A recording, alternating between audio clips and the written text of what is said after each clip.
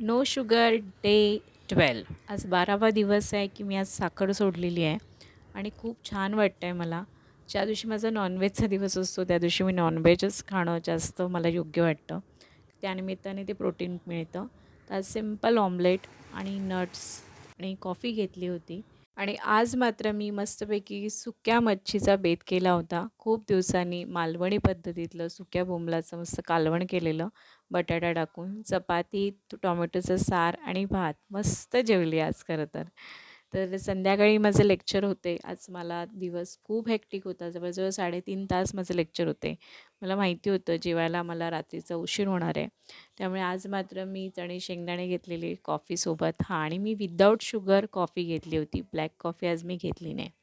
कारण कल्पना होती खूप वेळ लागणार आहे आणि जेव्हा आपल्याला तुम्हाला खूप बोलायचं असतं, काही काम करायचं आहे, त्यावेळेस नक्कीच आपली शक्ती कमी होते. कारण आपण मध्ये काहीच अरबट-सरबट खात नाही. मी हाच नेहमी प्रयत्न करते, की मला शुगरचं काहीच खायचं नाही. तर रात्री जवळ-जवळ 10:15 वाजले. मी हे जेवण घेतलं. तर चपातीच्या ऐवजी मी भाकरी खाल्ली आणि हो, मी कर्दी करून ठेवलेली खरं दुपारी कांदा टोमॅटोवरती. खूप छान मस्त सुक्या मच्छीचा हा बेत झाला. भेटू उद्याच्या व्लॉगमध्ये.